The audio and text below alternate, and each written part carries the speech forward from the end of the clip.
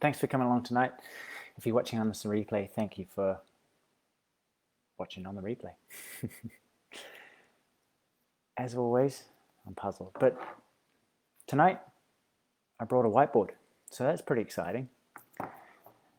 And the only pen I could find was a red one. So we'll see what happens. So tonight, we're going to be talking about the Ishaya monks, the practice that I practice myself and teach, Ascension, and what it's all about. But, I don't want this to be a sales talk, basically. Of course, I do want you to come along to the course because I think it's the most amazing thing that you could ever practice. However, I don't want this just to be bye. I want you to get something from this. Also, so if you have any questions, hey, Ollie, if you have, Wolfman, please, if you do have any questions, please ask. I really want you to get something from this talk. Like, hey, Sharon, good to have you. We're going to talk about the mind. We're going to talk about the possibility of experiencing lasting peace without stopping your thinking. Hi, Alex. Thank you. Hey, Jill. Good morning. Good morning. What planet am I on tonight? As usual, guys, please ask if you have any questions. I was saying we're going to talk about peace, how to have lasting peace in a world that seems to be getting crazier by the day. Hi, Maureen, how you doing? How to have lasting peace with a mind that seems to be your best friend one minute and your worst enemy the next. It's funny, just in a little aside, I saw a book. It was probably about 2 years ago now, but it was called The Obese Mind. And it was basically how his way of putting it was that we don't have any mental fitness. We don't have any ability to direct or disconnect from our own heads. And that creates a lot of suffering. And in this lockdown period, you see it. People going a little bit crazy. Domestic abuse, a very bad end of things, but also panic attacks, anxiety.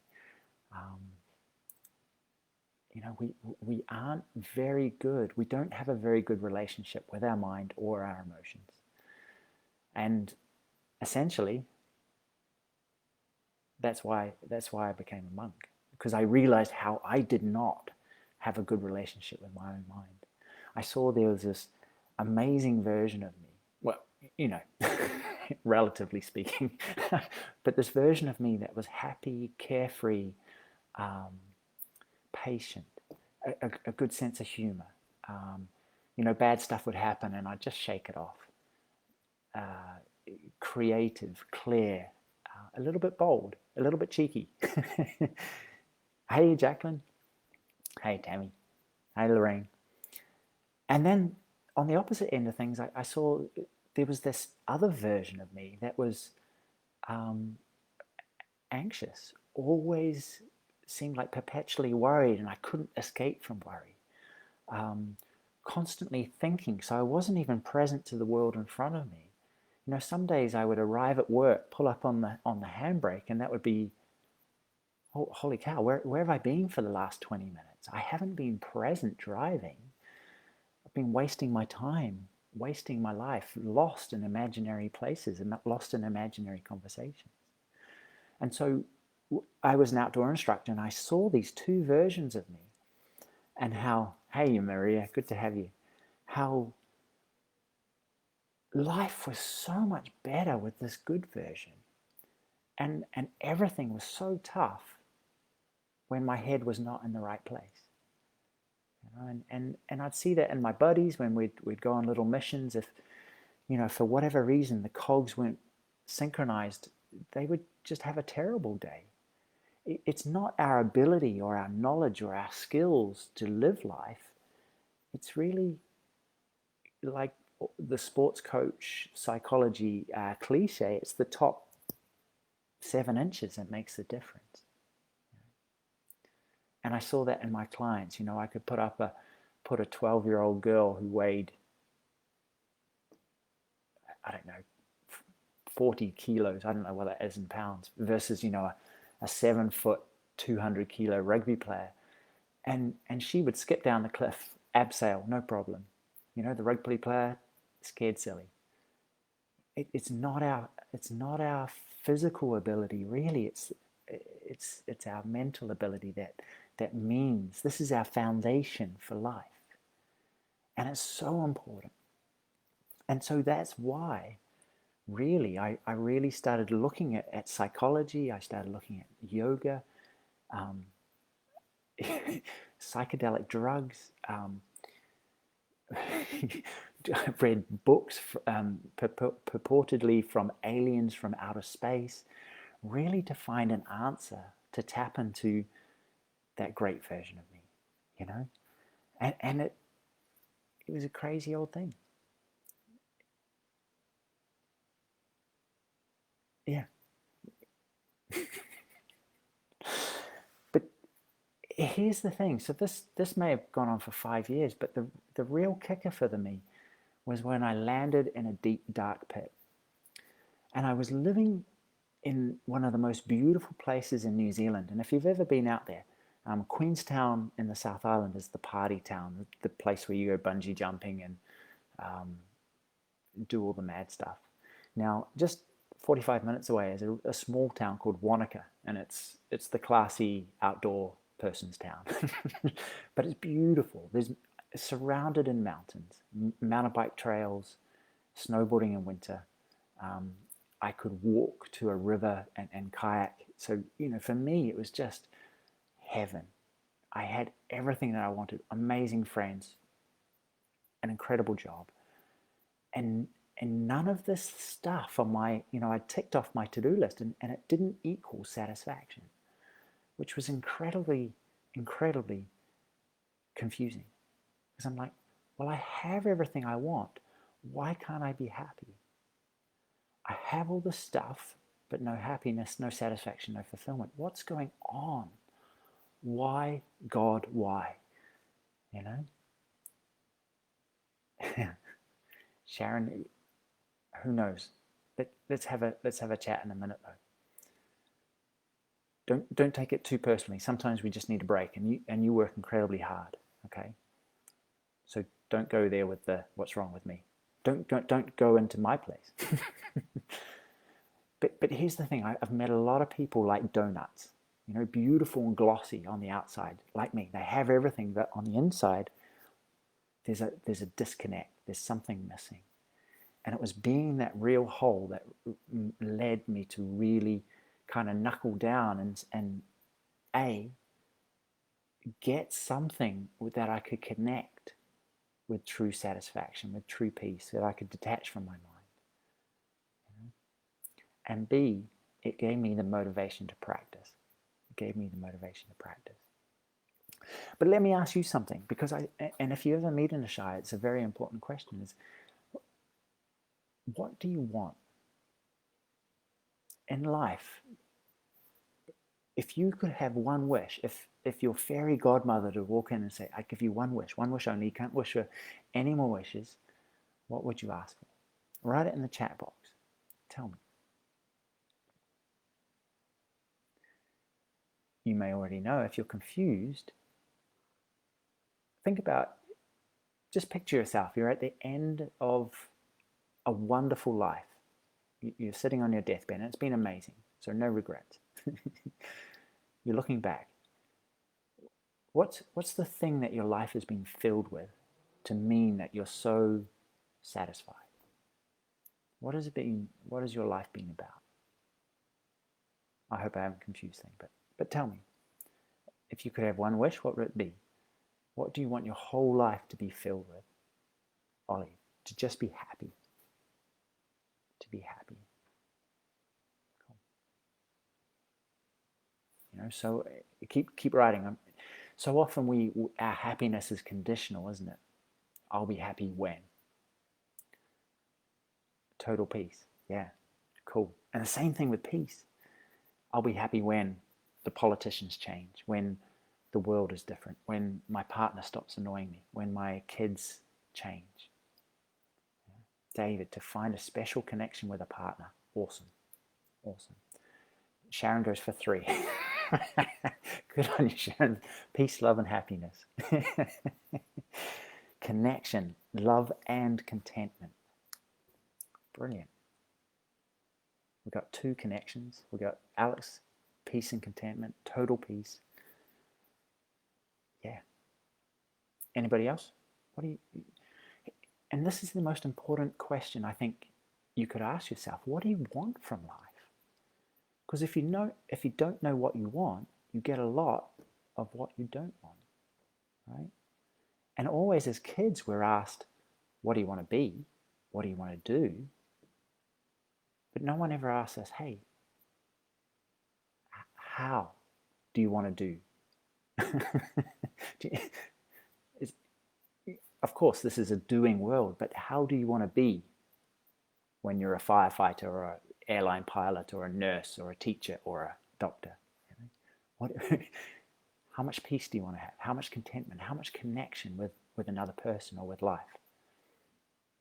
Is there anyone else? Come on. Type it up.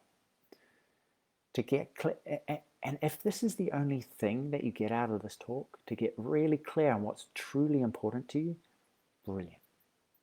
Brilliant. Now, I'm just going to...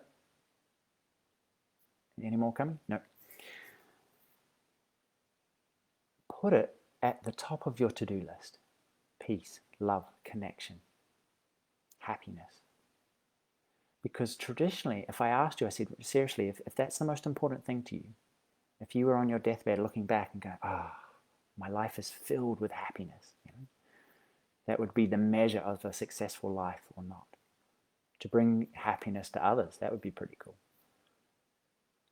But if this thing is so important, and everybody's saying the same thing, and I ask this question a lot, and everybody from around the world, even the Australians, they say the same thing. Fee, happiness.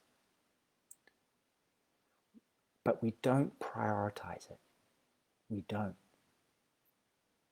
We don't prioritize our peace. We don't prioritize our connection or happiness. It's well down right at the bottom of our to-do list. Right? I've got to tick off all these things, and then I will be happy. Then I will look for happiness, peace, satisfaction, contentment. Because in many ways, like I mentioned, I said it's conditional. We believe that when my life looks a certain way, then I can be happy. When I've got my to-do list squared away, then I can be at peace. When I lose a certain number of pounds, then I can be happy. When I prove myself by finally publishing a book, then I will be at peace. And this is the important thing. When I ask this question, so many people say love, true love with another person. And that's a wonderful thing to have. The other top 3 are health for myself and my loved ones, money. People say, I just want a stack load of cash. Or time. Time, love, health, money. Yeah, those 4. More time, or to rewind time. I'd love to be able to go back. But as I said, we live in 2 worlds. We have a foot in each world.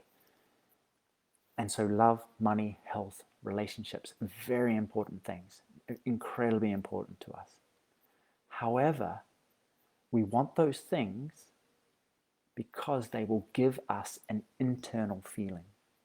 We want to meet that perfect person, that perfect connection, because then that will satisfy us. It will make us feel whole. And we even have that idea, don't we, about a soulmate, meeting that person that will complete us. Or winning the lottery, so you never have to worry about money again. And so there's 2 things there. There's zeros in your bank account, but there's also a feeling of security, a feeling of abundance. And zeros in your bank account and the feeling of abundance are not necessarily the same thing. Some of the most abundant households that I have been into personally have very little zeros. I remember traveling in India and we hired a guy just to show us around, and my now wife was sick, and he said, hey, do you just want to go for a walk? And I'm like, excellent, show me about. And he said, took me to his house.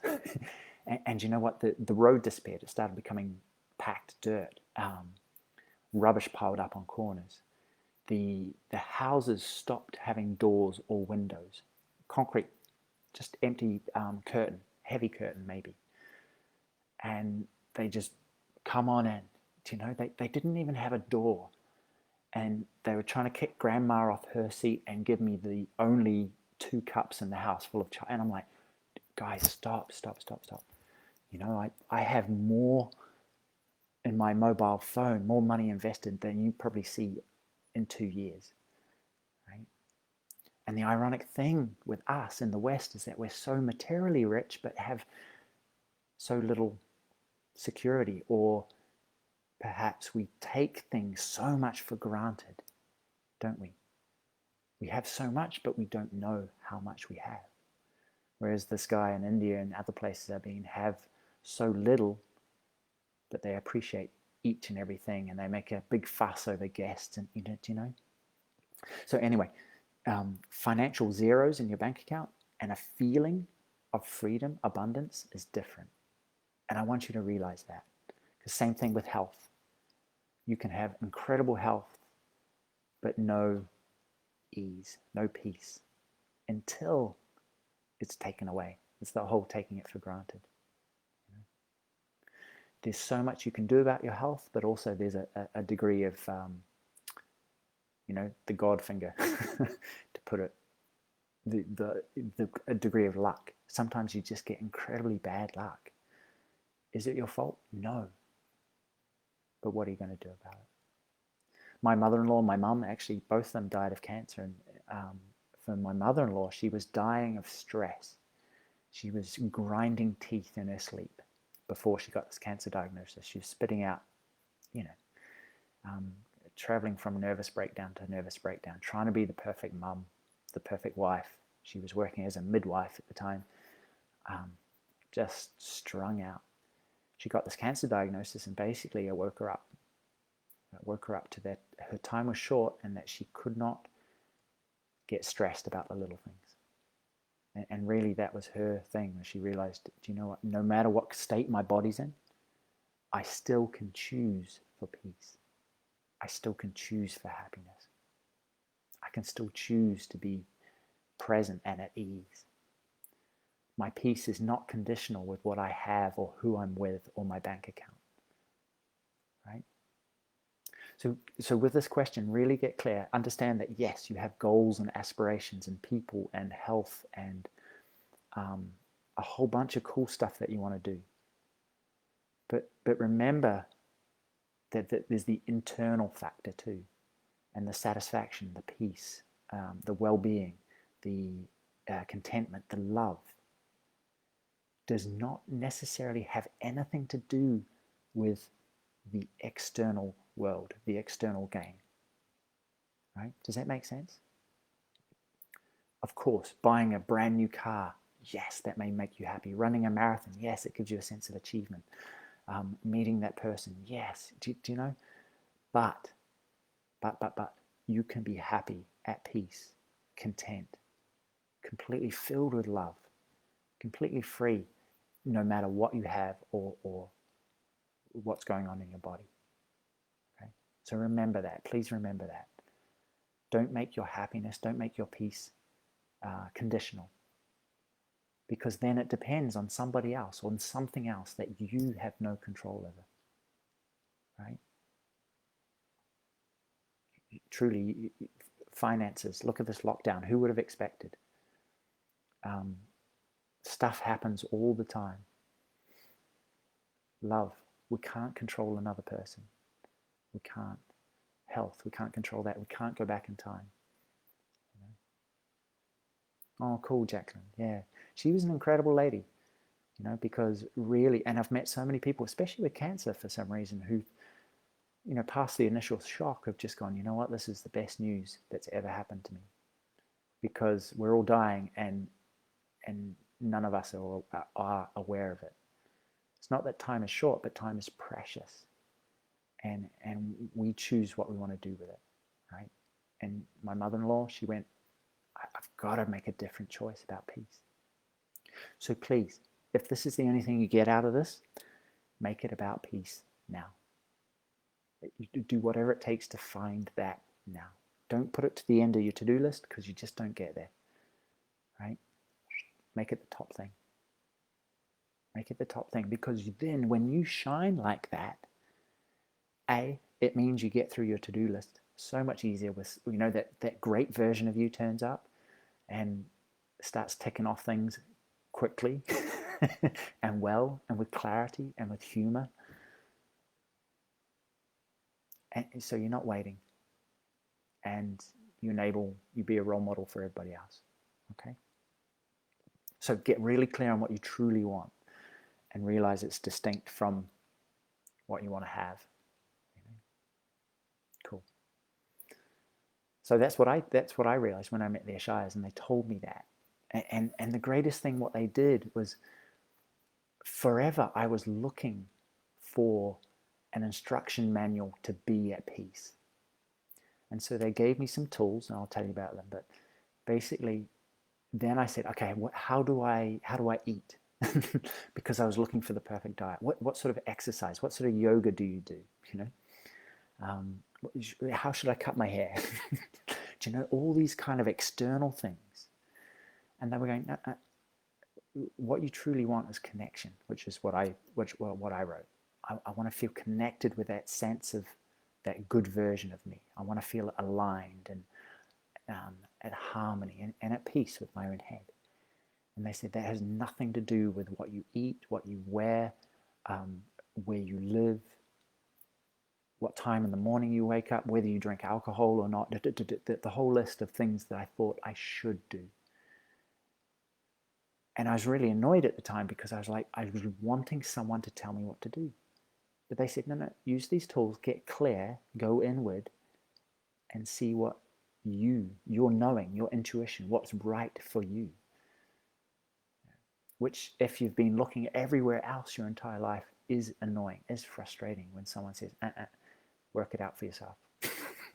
But ultimately, it's the only way, right? Ultimately, how can anybody else tell you how to be you? Tell you what works for you? Of course, there's guidelines, there's stuff that you can try. But ultimately, you are the one that knows if it works or not.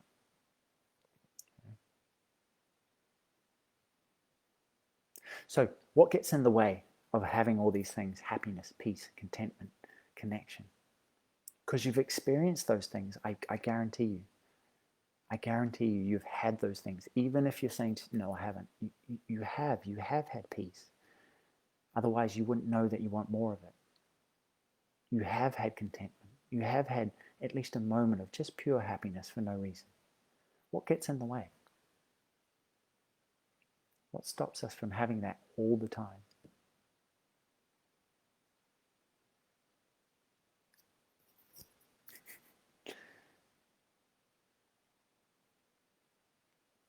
And I've already said it, it's our mind. It's kind of like our addiction to our mind, our inability to let it go. Other people, yeah, well, perhaps it's our reaction to other people.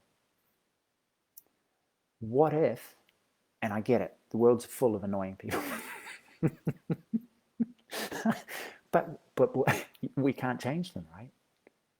We can shout and we can yell and we can shake them until we're blue in the face. But we can't change anybody else.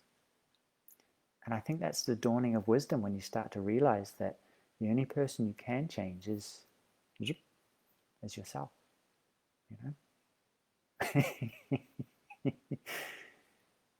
Because then you stop wasting your energy saying you change, and you go, well, okay, maybe I should look at how I can do things differently.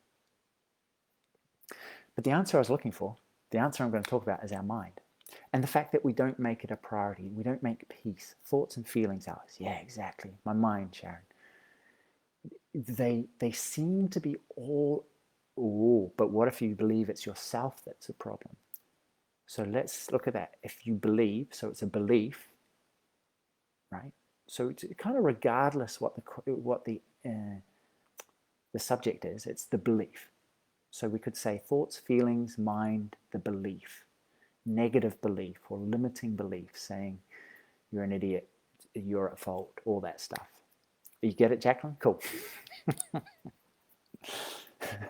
So I have a 4-month-old son, and he's a wee ripper. He's just so curious. Like his eyes are like saucers. When he has a clean nappy and food in his belly, he is just overjoyed. He just sits there giggling. If he's not uncomfortable, incredible, you know. Even when he's uncomfortable, you know, sometimes he just giggles his way through that. But here's the deal.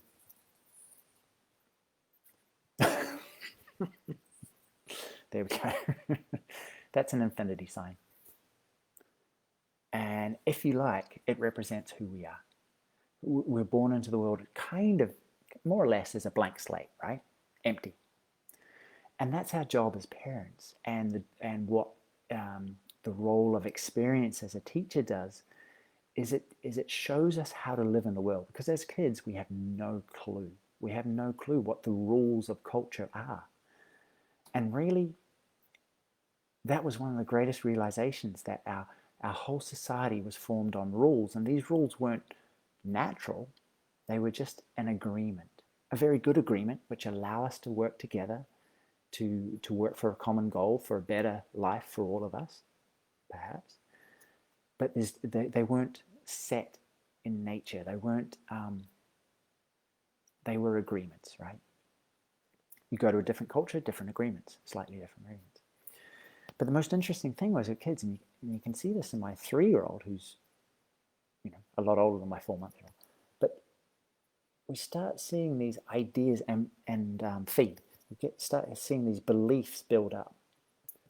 So there's this infinite potential. I can do anything and be anyone. I want to eat the world. And then we start saying, no, you can't do that. Don't do that, because then people don't want to play with you, right? Don't snatch. Don't spit on the floor. You know, if you're a parent, you know this.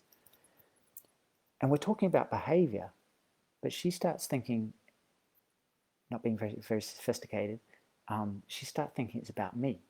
I'm not good. We start saying enough, it starts picking up. We can't be the greatest parents in the world all the time. We can't be patient, and so we snap and we get grumpy and we yell sometimes. And she believes it's me. I'm wrong. There's something wrong with me. I'm broken. I have to be good.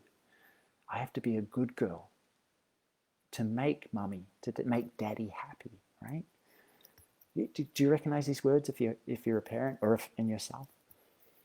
So this kind of first belief sets up is that I have to be different in order to be loved, in order to get approval, in order to be okay, in order to fit in with the rest of the world, right? We all carry this kind of first belief, and it becomes like not only a barrier, but like a little program. Or you remember, those of you old enough, CDs or records, it was almost like a physical track. And it is a physical track in the brain where the cells, the synapses become stronger. Like a muscle, the more you think a particular way, the more the physical structures get more and more, or bigger, basically. It allows the transmission of thought down this particular water slide to be slicker and slipperier. So the deeper the belief, the quicker you get to that, right? Anyway, all humans have this belief, we pick it up, that I have to do something different. And everything else, our whole belief structures put on top of that. There's something wrong with me. I have to do something different. So if you think about your experience growing up, you build up all these different beliefs and judgments and ideas about yourself. And so probably, again, harking back to kids, but if you talk to a bunch of 3-year-olds who love singing, They all go, yeah, me. Do you want to dance? Yeah, let's dance. Do you want to do something goofy? Yeah, let's be goofy. You ask a bunch of 11-year-olds, 12-year-olds, hey, let's sing. And they're all going, because there's this highly defined what's cool, what's acceptable, what do other people think of me? What do I have to do to become accepted, right? And so by adulthood, this becomes our identity, our I am. So we start going, I am a male. I am good at the outdoors. I'm a great cook, but a useless singer. My talents are this. My weaknesses are that. I'm a Christian. I'm a Buddhist. We identify with the beliefs about ourselves and our culture that we've picked up along the way. I'm a failure. I will never be able to do X, Y, and Z. But I'm okay at that, right? And so, is this making sense? Cool. So we're all carrying this along, and you ask someone, who are you? And they'll tell you what their mind, their programming is. They've completely forgot this wide open space of infinite possibility, of complete curiosity, of attention, of innocence. And that's why you look at my son, and he's learning to crawl at the moment. He doesn't give up. Does he get frustrated? Yeah. He gets tired and annoyed. Yeah. How come my sister can do it? I want to be with her. But he doesn't give up. Witness me playing the guitar before I learned Ascension. How easily did I give up? Oh, easy, because I talked myself out of it. How often do we say, I'd love to try that? And then the second thought or third thought is, yeah, but you're useless and a failure and it's too hard. Okay? Kids can learn how to walk, dress, feed themselves. They can learn 5 or 6 languages all at the same time, simply because they don't have all this programming and belief and cluttering up, right? So that's our mission in life. If you realize that, is to get rid of some of these grooves, is to reprogram ourselves. And that's, by the way, why we have so many thoughts a day. Someone said 60,000 thoughts every single day. Busy, busy, busy mind. Because the mind's constantly trying to find its way back home. But here's the thing, here's the secret. We try and rearrange these grooves and get rid of them. But they seem so real, so true. But they're like the ripples on the top of the ocean. And that depth of stillness and presence and awareness and curiosity and innocence and freshness and newness has not gone anywhere.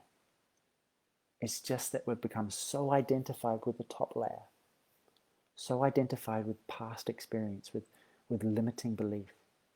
That's what we focus on. That's the entirety of our world, is just that top ripple layer. And occasionally the clouds clear or the water clears and we can have a direct experience of this, but fleeting. And then it gets choppy, But it's not hard work. If anything, the Ishayas stand for what you focus on grows. And we focus on this top layer, trying to change it, trying to create a better ego. Whereas reality, we just need something to align ourselves with that. Yeah? Does that make sense? You just need to align yourself with the source of peace, the source of happiness, the source of clarity, wisdom, courage, all those things that is already existing within you. That is complete. That you're not broken. You don't have to fix yourself to experience peace. You don't have to change these things. But the more you head here, the less the ripples, the grooves, the depth, the beliefs make an influence. The more you live here, your mind carries on, but the less you identify with it. It's not about changing this. It's about experiencing presence. That unspoken sense of I am. The belief-free version of I am. Okay? please, please, please, you already are this. We have minds, we have beliefs, but you don't need to change them in order to experience silence, stillness, absolute unending connection with yourself, with another human being. To be free of limitation, you don't. Yeah, awesome question, Tammy. How do you align yourself? Well, I've got to put this down. It's a tiny board, but it's killing me. How do you align yourself?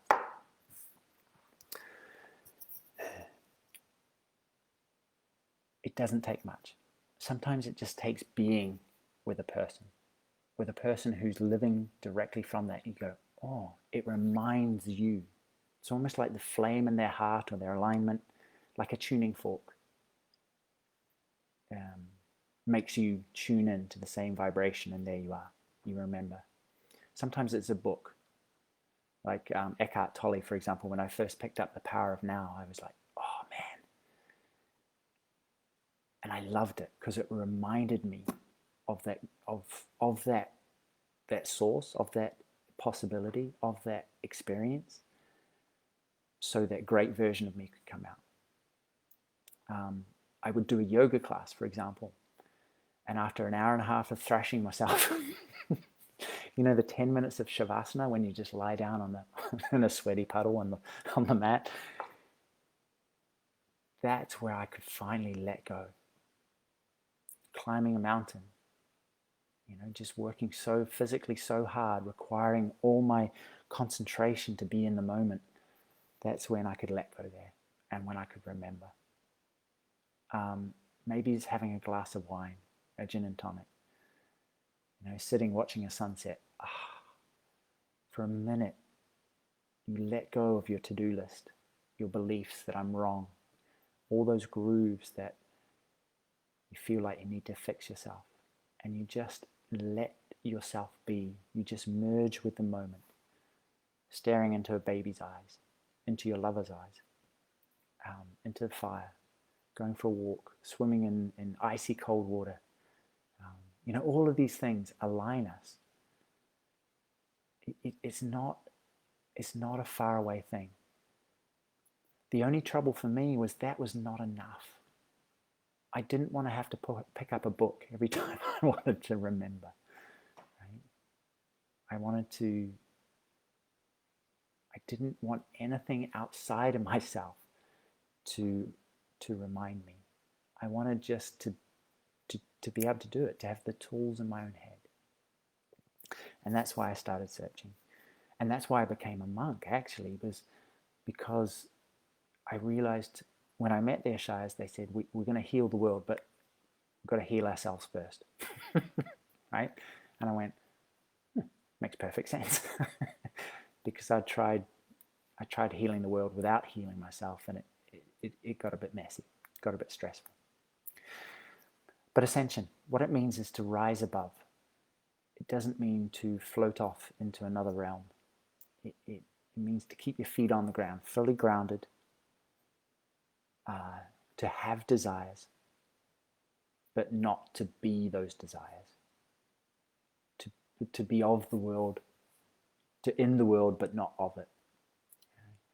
But it means to rise above limitation, rise above negativity, rise above everything that you're not. And the Ishayas mean literally for Christ consciousness.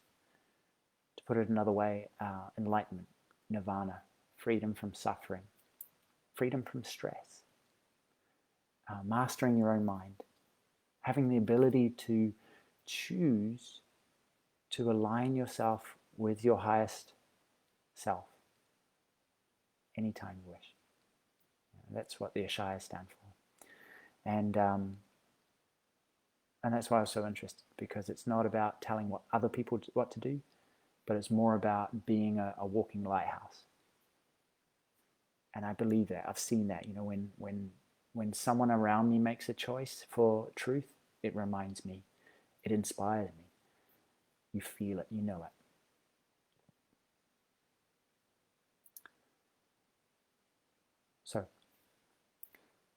Sharon, can you add to that little comment? Why would I shut myself out of the world? Just give me a little more detail and I'll help you out with that.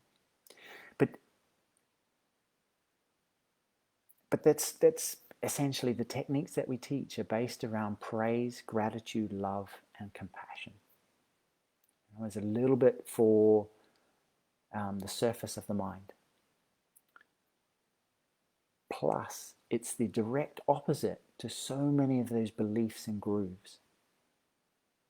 Appreciation and gratitude are a direct opposite to negativity, seeing what's lacking, the focus on what's missing, to taking things for granted. Love, it conquers all. It truly conquers all. It conquers the greatest negative beliefs about yourself. And all you have to do is just believe in the possibility that you are worthy of love. You don't even have to believe it. That's what I like, is you just have to use these techniques. Well, Alex, how did I manage to achieve a life? That's the most amazing. That's why I'm an Ishaya, and that's why I want to tell people about Ascension, is because these very simple mental techniques, these words, I just practiced them, and they were so much easier than because I was doing Vipassana, and if you've ever done Vipassana, it's very very much about aligning the spine, sitting on the floor with in cross legs and scanning the body. And it worked, It was really, it brought me to stillness and presence, but it wasn't as simple and as innocent and as joyful as what I found the Ascension tools. Like a tuning fork, these little phrases instantly created more space. I remember the first time that I used them, I said to the teachers, I said, well, everything's the same, but there's more space. And they went, great, just keep using them. And that was true. This sort of the sense of inner space and presence grew and became more clear regardless of what was going on in my head. And I realized then, and through their tuition, was that I didn't need to get rid of my thoughts. My thoughts were like tiny little goldfish swimming in this gigantic ocean of presence. And I could focus so close on getting rid of the goldfish, or I could just focus on the water, if that makes sense. So obviously I'm biased, obviously I'm a fan, but there's such simple techniques. And actually, when I first got to the course, I was doing a lot of yoga and studies and reading these big spiritual books, and I thought I knew a lot. And I showed up, and there was these two Ishayas sitting in the front giggling, and I was like, these guys are far too simple, that and really they showed me how to lighten up and not be so arrogant. But I'm glad they're simple, because it can't be complicated. It can't be for you to remember. It doesn't take anything. It just, like I said, it just takes someone to remind you. So the constant return to that is a case, I think, of just reapplying your attention. Who you are is closer than your next breath, and it's just, and we're, there's that thing where perhaps the Supreme Being is hiding in our own hearts, because it's the one place we won't look. We look everywhere else, and really it's a matter of stopping and just looking within. And tools, vehicles like Ascension are very, very handy to take us to that state. Sharon, been off for 3 days, looking forward to time off. You end up in your bedroom. Yeah, but Sharon, from the very little I know about you, and maybe we can talk later, is that you work incredibly hard. So maybe just on a physical level, I don't know, maybe you're just exhausted. I don't know. Maybe you just don't want to see another person because you've been looking after everybody, and now it's time to look after you. I don't know. But would that ring true, Sharon? But enjoy your time off. Enjoy just, hopefully, I don't know what your internal mood is like, but read a book, relax, watch a box set.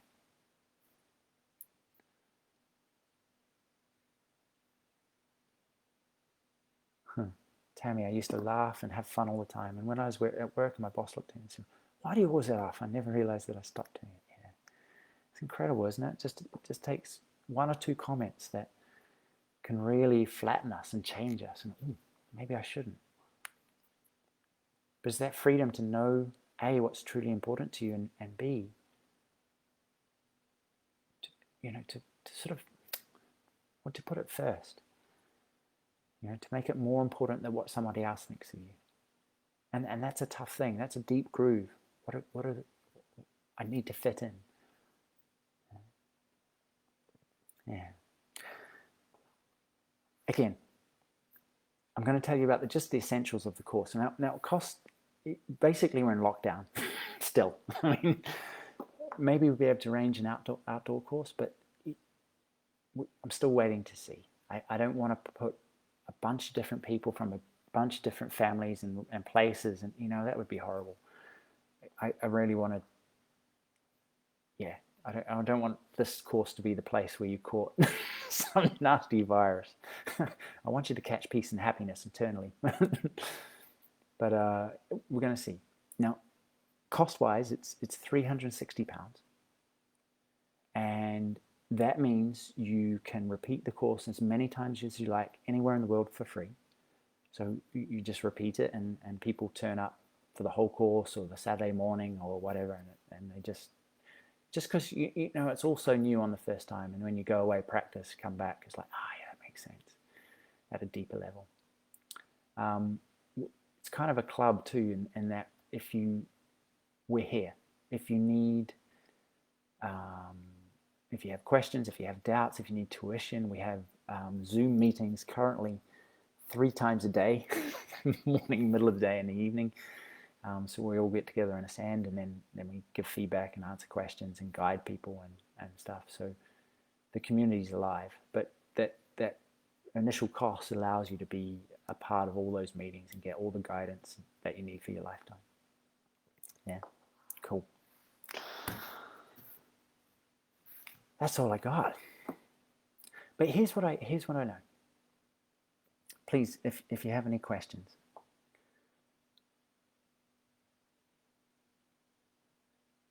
We are absolute presence. That's who we are.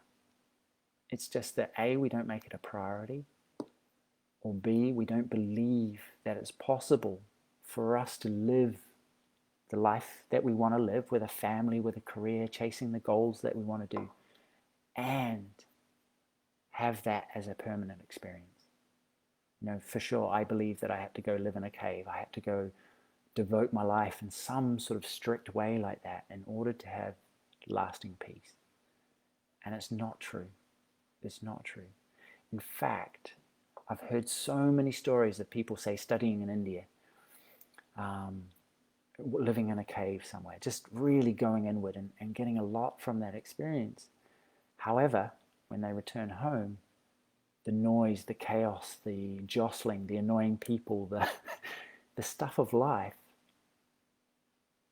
they haven't learned to have peace there. Peace is back in their cave when they're alone. They can't have peace in the middle of chaos. And that's why actually living a busy life and then taking time to practice during their day is super powerful. Simply because it enables you, you get drawn out and then you come back in, drawn out, come back in. But you have this kind of oasis of peace, of alignment, of connecting that you can tap into. That means increasingly you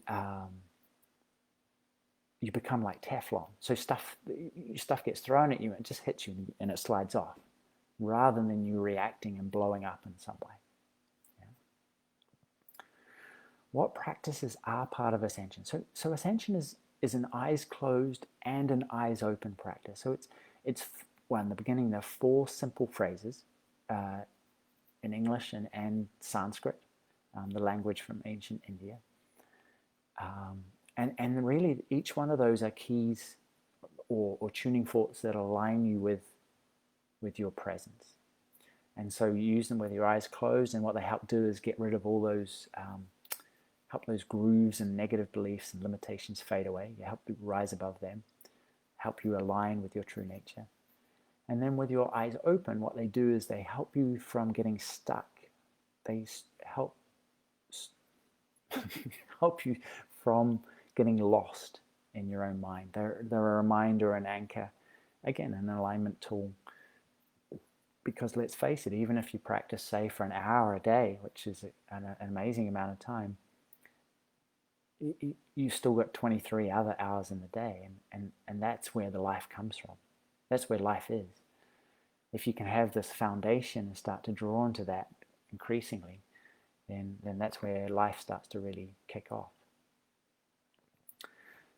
And what does the course cover? Well, we talk about the techniques. We give you the techniques. We talk about the attitude. So the techniques don't require any belief. They don't require you to feel something. But you may want to play, or starting from now, with a practice of praise. We talk about what appreciation is and how you can focus on the negative. You can focus on what's missing.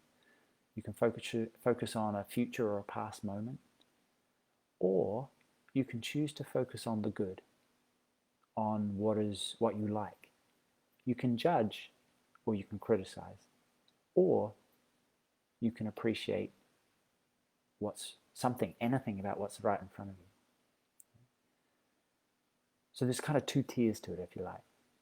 We talk about gratitude and how, in relation to our bodies and our worlds, how quite often, when my body's a certain way, like I was saying in the beginning, then I can rest. Then I can be grateful for it.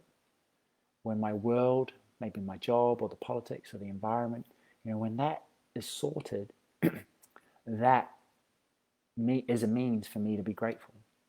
Right? When it looks a certain way, that will make me thankful.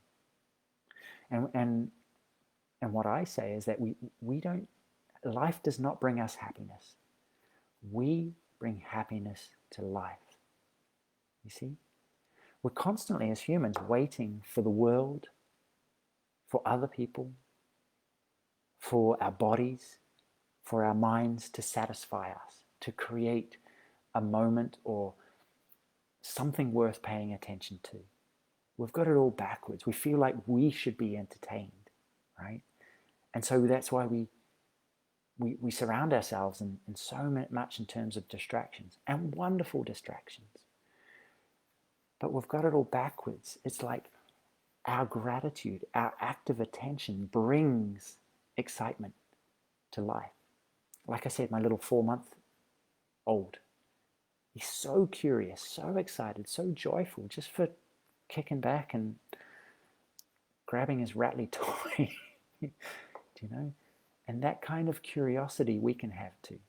Maybe you won't be giggling like a loon all the time, but just that quiet sense of contentment, that quiet sense of fulfillment, an excitement about the world. That's possible if you realize that it's your choice. If you stop waiting, insisting, oh, my pleasure, Jill, yeah, waiting, insisting for the world to entertain us.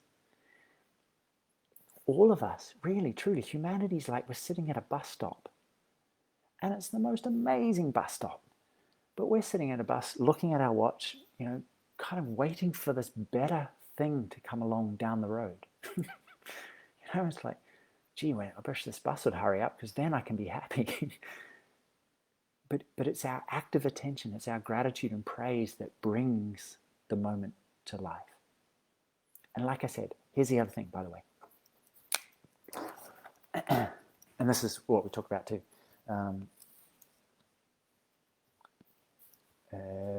There we go. 1 to 10, right? There's a speedometer. And sometimes the experiences that we have of life, they're an 8 or a 9 or even a 10. They're just, wow. There's not many of those experiences in life, right? But they're the ones we keep chasing. They're the ones we keep chasing. There's a lot. Sometimes it's just a 2 or a 3. Or even just a quiet 1. A 1 being, hey, I'm okay. it sounds funny, but I can just be here. There's nothing I have to prove. Right now, there's nothing I have to do. I can just sit. I'm, talking to you guys, having a fabulous time. Out the corner of my eye, I've got this beautiful landscape. Right now, as much as there's many things to do in the future, many demands on my time, right now, all is well. That quiet sense of, I can let go right now. So, but we're not in charge of the intensity of our experience. We're not in charge if it's just a quiet one, or if it's at a 9 or a 10 of a whoa. We're not in charge of that. But we're constantly chasing the 9s and the 10s and the far outs. And we're missing, like you're saying, Sharon, we're missing what's right in front of us, just the quiet peace. The fact that if we stopped chasing and opened our eyes, in a sense, started appreciating, it is good. It is good. It's contagious too. Contagious within yourself. The more you do it, the more it builds, right? It is. I saw some stats. Someone studied people who gratitude journal. And they were like 30, 40, 50% more likely, more healthier, more likely to achieve their goals, more likely to say that they were happy and satisfied. All of this just from a mental exercise of writing stuff down. Right? We talk about the growth of human consciousness. That sounds kind of, who knows what consciousness is, but let's say the growth of your experience, your inner experience of yourself, awareness perhaps. The more what you focus on grows, the more you align with that, the more you remember, the more you return, the stronger, the clearer, the more precise, the deeper, the more magnetic it becomes, the more it just brings you in. And we talk about that because it's as different as our human experience is, there's a common path, right? And sometimes, for me, I would get very confused where I pick up a spiritual book or a spiritual autobiography, and I would look for clues. And one of them was Autobiography of a Yogi, if you've ever read that, but very cool guy. But it seemed like he was just constantly having these 8, 9, 10 experiences, right? 11s, if you've ever read it, where he's like, he's talking, he's just all the very far out stuff that sometimes it can be associated with spirituality. He's talking with his dead master. He's going to see a man who can teleport. He can be in 6 different places. He's talking with this woman who, I can't even remember, but all the special powers, the walking on water, the future prediction stuff. And so I thought life, spirituality was all about that, was developing some sort of skills, this kind of, this outside external game once again. But what I realized is no, there's a common path. There's a common path in awareness. And at its core is pure simplicity. It is pure, is pure, sorry, I just got distracted, Alice. At its core, and this is really important, don't get distracted by the fireworks. Don't get distracted by the glamour, the wow that spirituality can bring, that psychedelics can bring too. Feelings come and go. You are much more, much, much bigger than any feeling, anything that comes and goes. So even the feeling of love, the feeling of gratitude, it's wonderful. The more you align with the truth of who you are, the more your nervous system purifies, the more that comes to be. The happier you get, the more likely you are to fall in love with a flower. All of those blissful things. But the truth of the matter is the experience of your presence, the thing about you that does not move, that does not shift, that has been the same throughout your entire life, who you truly are,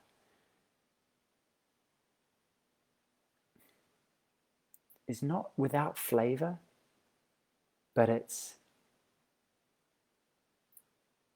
beyond measuring on a scale.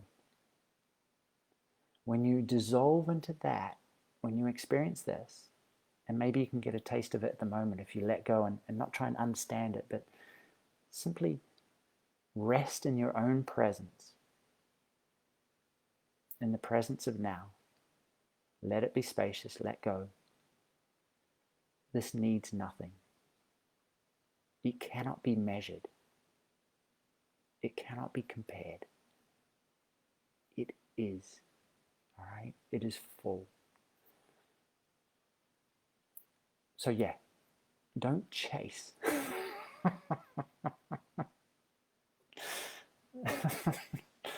Don't chase. You already are what you're looking for. And we'll have some wild experiences and we'll have some simple experiences. But I've met so many spiritual searchers who have had something wild and are constantly referring back to that, constantly chasing that. So we talk about that on the weekend too, Jill. Okay, let's read Alex's note. You've convinced them it's a good way to spend an hour with you. I'm so glad I could help. Everyone's taken something. Our interactions have been inspired. Attention has come away from the talk you're giving. Maybe as it should be. Yeah. You have a great night, Alex. Yeah, thank you. I'm glad I could help. Maureen, always listening to you. Gone from a 10 to a 1 now. Ollie spoke about gratitude in one of our stress management classes today. Basically, how can it help you, change the world? Our attitude, the filters that we see the world through changes everything. You know, we are not our filters. We are not. But it can help change your filters. You can change your mind. You know, that's part of this. Now, the more you align with your truth, the more your filters purify by themselves. The more everything you don't need drops away. Yeah. Cool. I've had a good time. Thank you, Maria. It's good to see you too. Do you have any questions? I've talked a long hour. As I said, this is, some of you guys who've been listening, you said, who are the Ishayas? What is Ascension? Hopefully it's given you just a complete lowdown on what that is. If you're interested in doing the course, that would be wonderful. That would be really cool. If you're not, very cool too. Very cool too. As always, just let me know how I can help. Hey, Tammy, I'm glad that's helpful. What I would do is remember what you truly want. Okay, like in the beginning. Don't postpone that.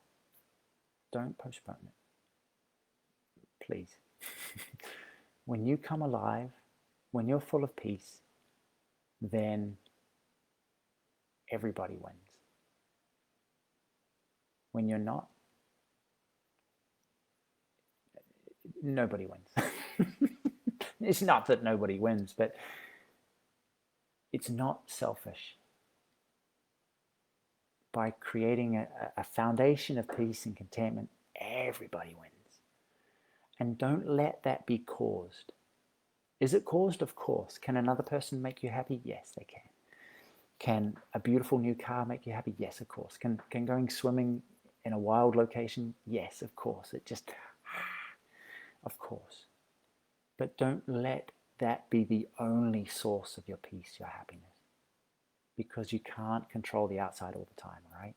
You can't. Please, please, please.